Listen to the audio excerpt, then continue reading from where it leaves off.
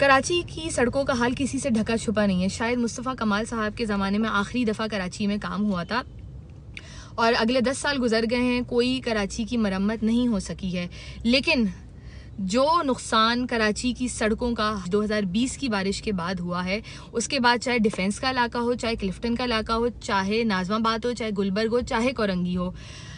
तमाम इलाकों की सड़कें बुरी तरह टूट फूट चुकी हैं। आज 6 महीने गुजर चुके हैं इस साने को, और शायद कराची वो वाहिद खुशनसीब शहर होगा जिसमें सैलाब के बाद खुद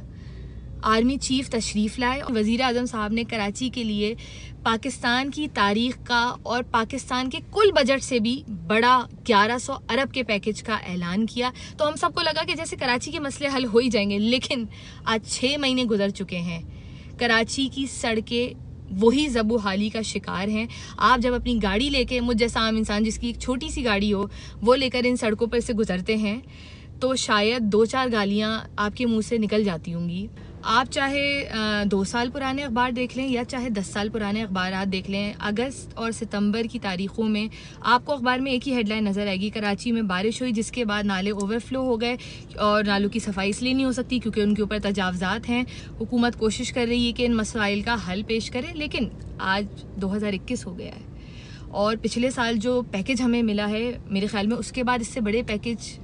मुंह फाड़ के बगैर काम किए हम मांग भी नहीं सकते हैं। नालों के ऊपर तजावज़ात हैं, ये सबको पता है, और किसने उसकी इजाज़त दी थी ये भी सबको पता है। लेकिन इस टॉपिक पे सिर्फ बहसबाजी के लिए जो वक्त मुकर्रर किया जाता है टॉक शोज़ पर, ताकि चैनल्स की भी टीआरपी आए और एक माहौल भी गर्म हो और सबको नज़र आए कि भाई सबको कराची की जो तकलीफ़ है उसका एहसास है, वो अगस्त और सितंबर के महीने होते हैं जिनमें आपको बारिश के बाद तमाम सियासतदान एक दूसरे से लड़ते झगड़ते नजर आएंगे कि भाई तजावज़ात की इजाज़त तो इन्होंने दी थी, हम कैसे काम करें, ज़ाहिर नालों की सफाई हो नहीं सकती। मुस्तफ़ा कमाल साहब के ज़माने में लियारी एक्सप्रेस वे बना था, उस पर भी तजावज़ात थी, लेकिन जब उनको हटाना पड़ा तो उनको हटाया गया। इसका मतलब पता सबको है कि हटाया कैसे जाएगा, और हटाना इसलिए नहीं है क्योंकि जानबूझ के ये काम करना नहीं है। मज़े की बात यह है कि हम कराची के लोग साल से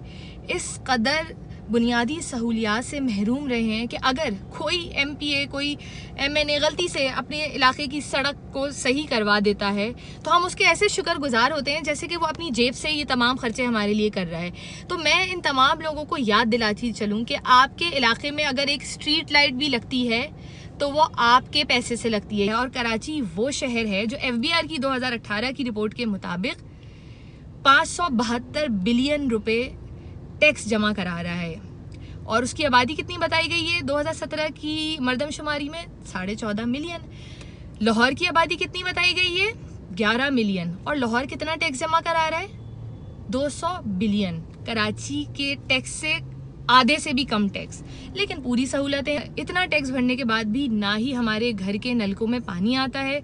अपना कचरा कचरेदान में डालने के बाद भी हमारे घर की गली के नुक्कड़ पर कचरा कुंडी है, ना हमारे पास कोई बेहतर ट्रांसपोर्ट है। कराची के लोगों को अब वक्त आ गया है अपने लिए खड़ा होना पड़ेगा, क्योंकि हमने देख लिया कि 6 महीने इस पैकेज को दिए हुए भी गुजर गए और कराची की ना ही सड़कें बनी और ना ही इन नालों की सफाई हुई। यानी कि हमें अगली बारिश के लिए फिर हमारे घर डूबेंगे, फिर हमारे घरों में पानी भरेगा, हमारे घरों की 5 दिन तक हम अपने घरों में महसूर रहेंगे, हमारे घरों में बिजली 5-6 दिनों के लिए बंद कर दी जाएगी। लेकिन मेरा इन तमाम सियासतदानों से ये सवाल है, खासकर सिंध हुकूमत से ये सवाल है कि अब क्या बहाना रह गया है 1100 अरब का पैकेज लेने के बाद भी आपके पास, कि आपके पास फंड्स नहीं थे और कराची के नालों की सफाई और सड़कों की मरम्मत नहीं हो सकी। क्या जवाब देंगे आप लोगों को? शुक्रिया।